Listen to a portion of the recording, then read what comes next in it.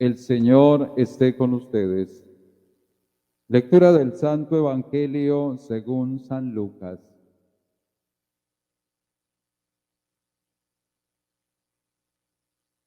En aquel tiempo iba Jesús camino a una ciudad llamada Naín, e iba con él sus discípulos y mucha gente.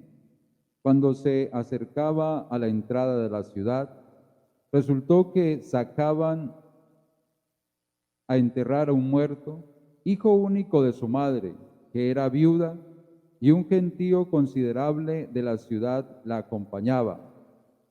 Al verla, el Señor le dio lástima y le dijo: no llores. Se acercó al ataúd, lo tocó. Los que lo llevaban se pararon y dijo: muchacho, a ti te lo digo, levántate. El muerto se incorporó y empezó a hablar, y Jesús se lo entregó a su madre. Todos sobrecogidos daban gloria a Dios diciendo: un gran profeta ha surgido de entre nosotros. Dios ha visitado a su pueblo. La noticia del hecho se divulgó por toda la comarca y por Judea entera. Palabra del Señor.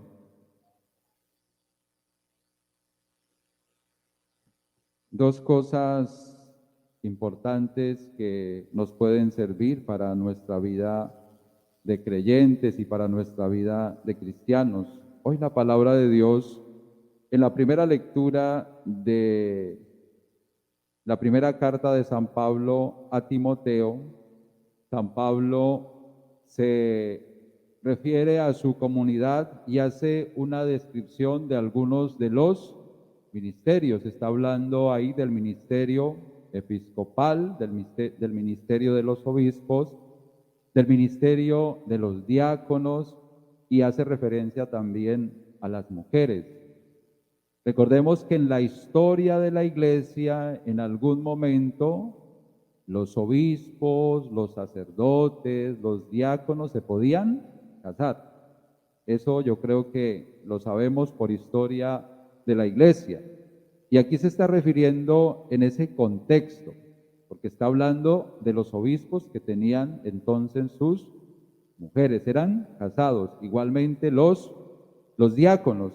Pero entonces les da unas características. Hay una expresión muy bonita que dice aquí que los obispos tienen que ser personas que sepan gobernar la casa,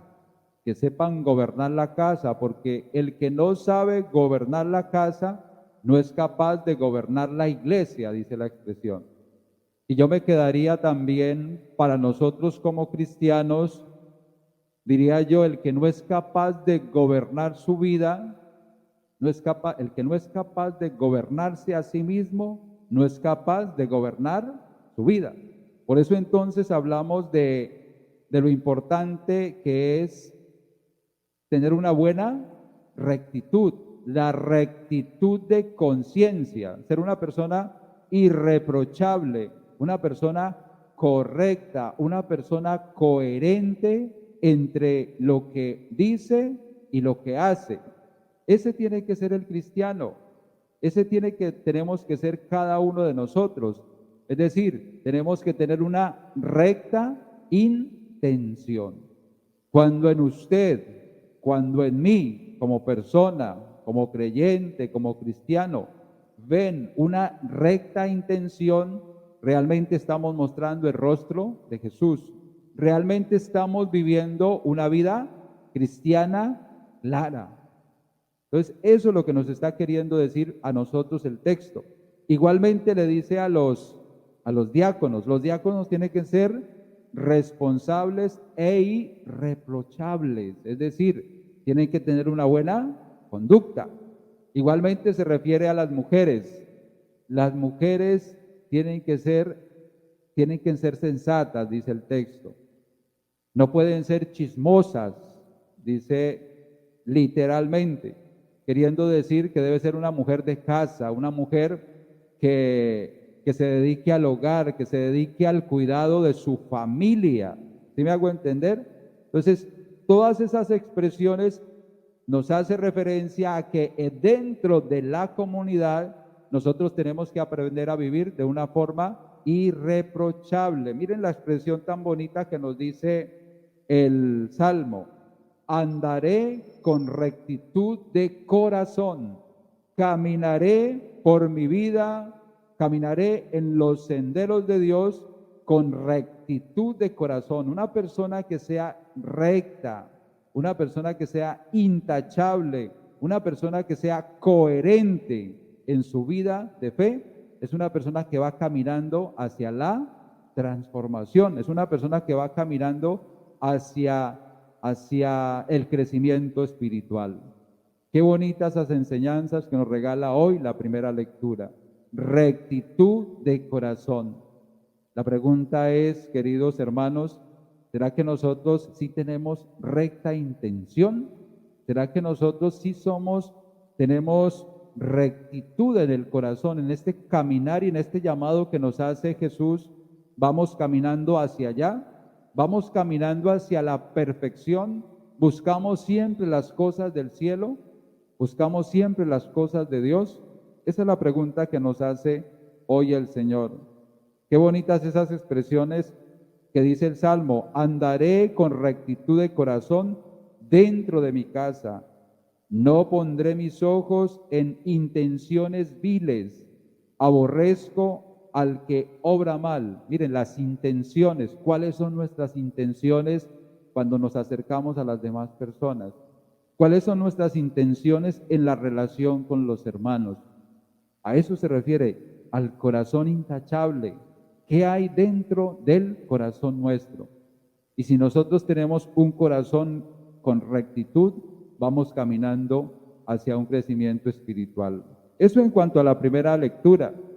Hoy el Evangelio nos presenta a Jesús que va de camino hacia una ciudad de Naín y se encuentra con una madre llorando, una madre sufriendo, que va a enterrar a su hijo. Y miren la actitud de Jesús. Jesús siente compasión, Jesús siente misericordia y amor por el dolor de una mamá.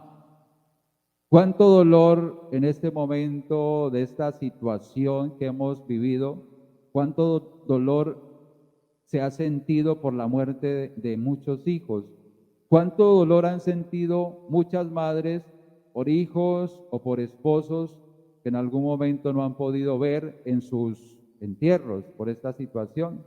Porque la situación del COVID dio ¿para qué? Para que a muchos los cremaran y de una vez fueran a la bóveda o fueran a la tierra. Entonces, cuánto sufrimiento. Dios se compadece siempre del dolor. Dios se compadece siempre de tu sufrimiento. Dios no es un Dios que se hace el olvidadizo del dolor del ser humano. Dios sabe qué hay en tu corazón. Dios sabe cuáles son tus padecimientos y sabe cuál es el dolor que hay en tu alma.